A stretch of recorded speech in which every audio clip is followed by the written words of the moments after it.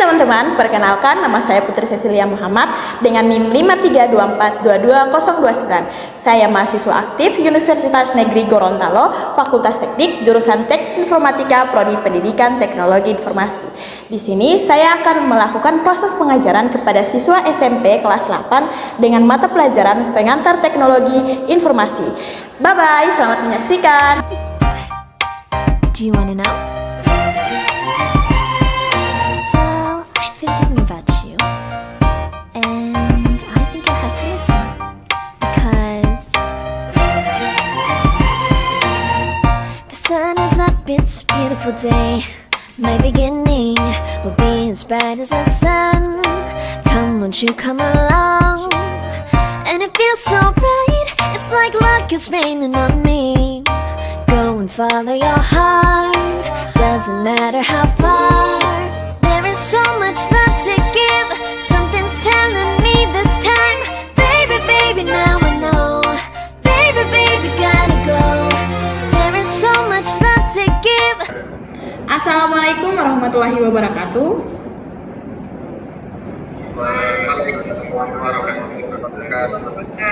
Marilah kita awali pembelajaran hari ini dengan membaca basmalah bersama-sama. Bismillahirrahmanirrahim. Sebelumnya saya memohon maaf untuk kelas hari ini saya hanya bisa daring, tapi saya senang sekali bisa bertemu dengan adik-adik di Zoom ini. Bagaimana kabar adik-adik? Baik atau? Baik. Alhamdulillah. Oke, sebelumnya kita memulai pembelajaran hari ini. Kita mengingat materi yang sebelumnya. Minggu lalu kita membahas tentang pengertian teknologi informasi dan komunikasi. Apa sih itu pengertian teknologi informasi dan komunikasi? Ada yang bisa jawab? Oke, silakan Supriyanto. Kalau bagi saya, Ibu, teknologi informasi yang digunakan untuk mengolah informasi, sedangkan teknologi komunikasi yang digunakan untuk memindahkan informasi dari sumber ke penerima.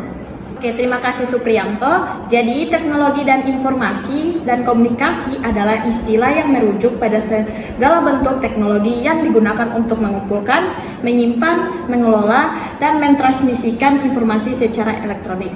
Ini mencakup perangkat keras seperti komputer dan perangkat jaringan, perangkat lunak seperti aplikasi, sistem operasi, dan platform, serta infrastruktur jaringan seperti internet dan jaringan telekomunikasi. Oke, jadi hari ini kita akan melanjutkan materi tentang memahami dasar-dasar penggunaan internet dan intranet yang mencakup tentang menjelaskan pengertian internet dan intranet. Yang kedua yaitu menjelaskan manfaat internet dan intranet. Yang ketiga yaitu cara mengakses internet dan intranet. Yang keempat yaitu protokol internet. Yang kelima, yang terakhir yaitu layanan internet. Selanjutnya memahami perbedaan internet dan intranet. Internet dan intranet adalah dua jaringan komputer yang sering disalahartikan sebagai hal yang sama. Meskipun memiliki beberapa kesamaan, terdapat perbedaan fundamental antara keduanya, baik dalam hal jangkauan akses maupun fungsi.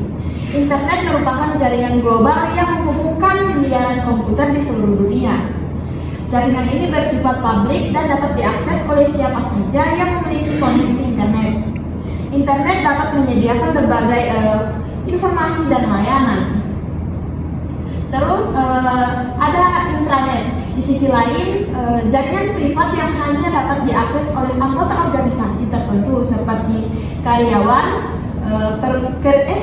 perusahaan atau mahasiswa universitas.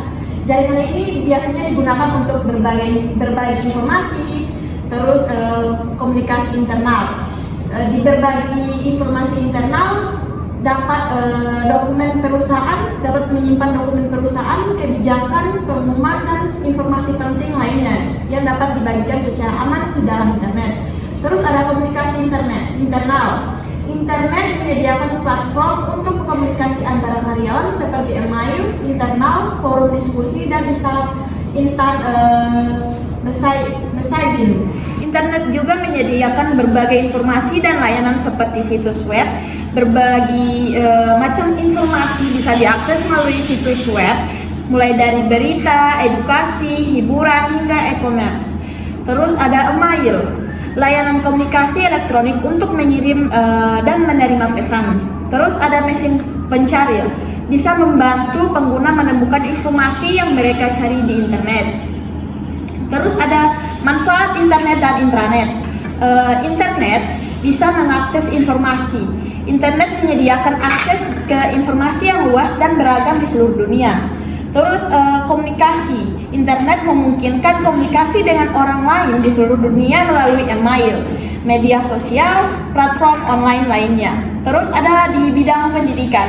Internet menyediakan berbagai sumber belajar online seperti kursus online, video edukasi, dan artikel ilmiah. Terus ada intranet. Di situ ada di bagian meningkatkan efisiensi. Internet membantu meningkatkan efisiensi kerja dengan menyediakan akses mudah ke informasi dan alat yang dibutuhkan karyawan.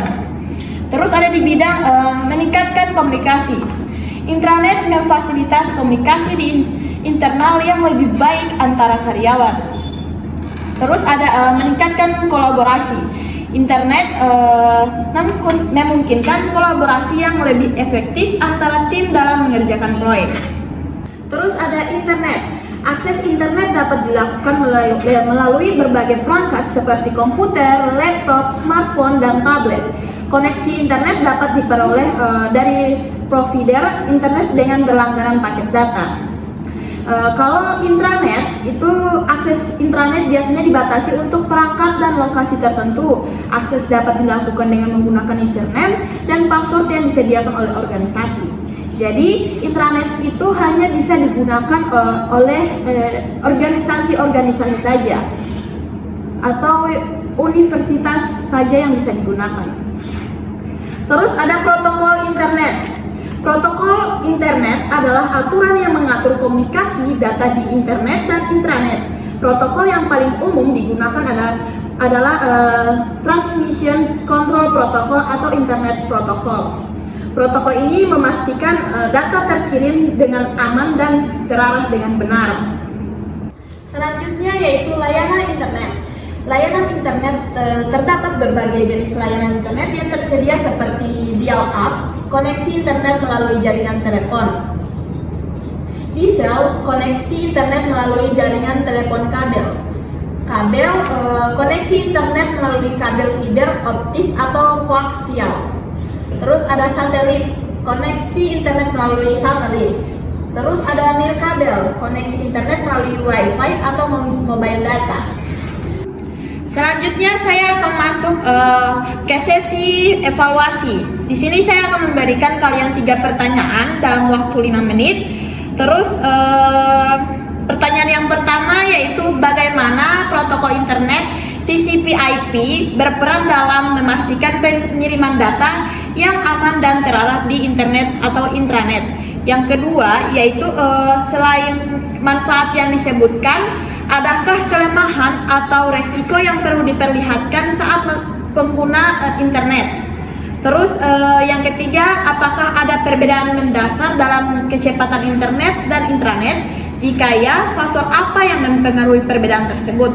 Saya memberikan kalian waktu 5 menit, dikerjakan mulai dari sekarang. Selesai sudah menjawab pertanyaan tadi, apakah ada yang ingin menjawab pertanyaan yang pertama? Oke, Haldisa.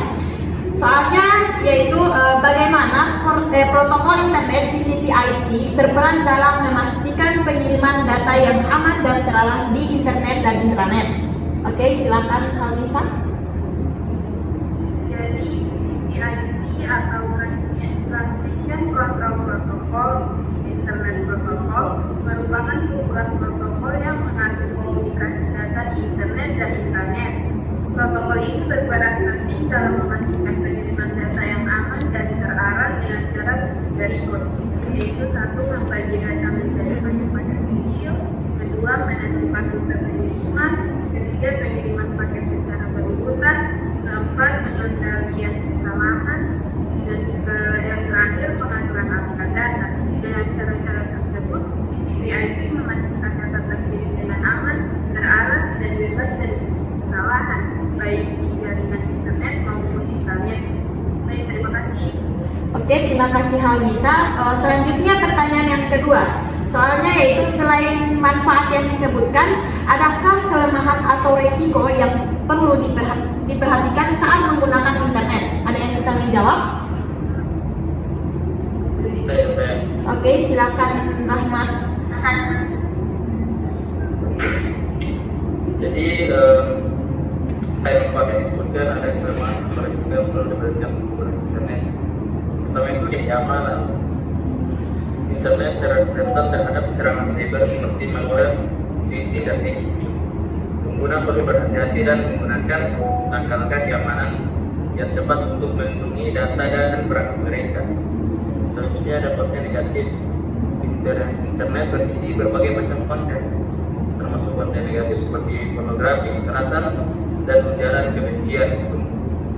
Pengguna terutama anak-anak perlu diawasi dan diarahkan untuk mengakses konten yang positif dan sesuai dengan usia. Selanjutnya keperluan pengguna internet yang berlebihan dapat menyebabkan kecanduan dan mengganggu aktivitas sehari-hari. Pengguna perlu mengatur waktu dan membatasi penggunaan internet agar tidak mengganggu kesehatan dan produktivitas. Selanjutnya ada misinformasi. Internet dapat menjadi sumber misinformasi dan berita bohong. Pengguna perlu kritis dan mencari informasi dari sumber yang terpercaya. Dan kemudian ada banyak penipuan online yang mengincar pengguna internet. Pengguna perlu berhati-hati dan tidak mudah tergoda dengan tawaran yang mencurigakan. Sekian, terima kasih. Oke, terima kasih Rahmat, sangat bagus jawabannya. Selanjutnya pertanyaan yang ketiga. Ada yang bisa menjawab pertanyaan yang ketiga? Oke, silakan Agustia. Pertanyaan, apakah ada perbedaan mendasar dalam kecepatan internet dan internet? Kayak faktor apa yang mempengaruhi perbedaan tersebut? Jadi pada dasarnya kecepatan internet dan internet tergantung pada beberapa faktor, yaitu jenis koneksi, kapasitas jaringan, lokasi, dan juga provider. Oke, baik, terima kasih Agustia, jawabannya sangat bagus. Oke, selanjutnya kita akan membahas dari 3 pertanyaan tersebut. Kita akan bahas pertanyaan yang pertama, bagaimana protokol internet TCP/IP berperan dalam memastikan pengiriman data yang aman dan terarah di internet dan intranet. TCP/IP bekerja sama untuk memastikan pengiriman data yang aman dan terarah di internet dan intranet dengan mengidentifikasi dan merutekan data ke tujuan yang tepat. Terus ada membagi data besar menjadi paket-paket kecil dan merakitnya kembali. Terus memastikan pengiriman data yang andal dengan kontrol aliran, pengakuan penerimaan, terus dan deteksi kesalahan. Terus ada mendukung berbagai layanan data dan kontrol jaringan.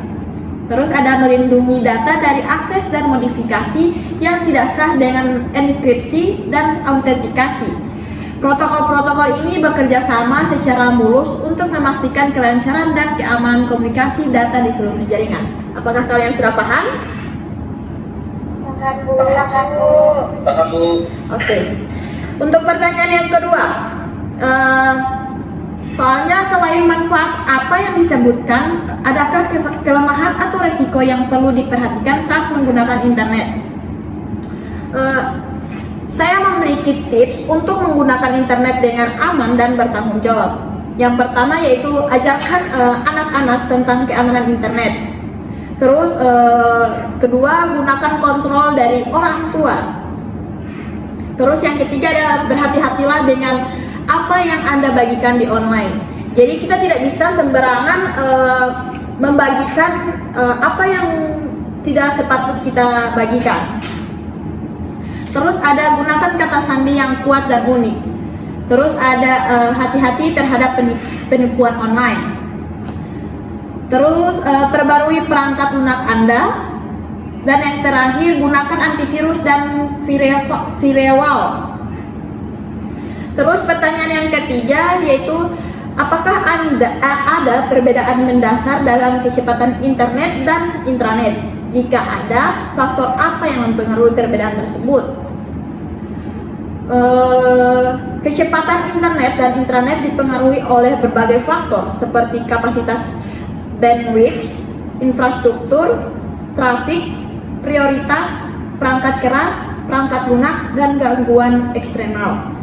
Internet umumnya memiliki kecepatan yang lebih stabil dan terjamin dibandingkan internet karena kapasitas bandwidth yang lebih kecil, infrastruktur yang terkontrol, dan trafik yang lebih rendah. Namun, kecepatan internet dapat bervariasi tergantung pada lokasi, waktu, dan aktivitas pengguna lain. Apa kalian sudah paham? Paham, Bu. Oke. Baiklah, waktu pembelajaran hari ini telah selesai. Apakah ada pertanyaan lain yang ingin kalian ajukan?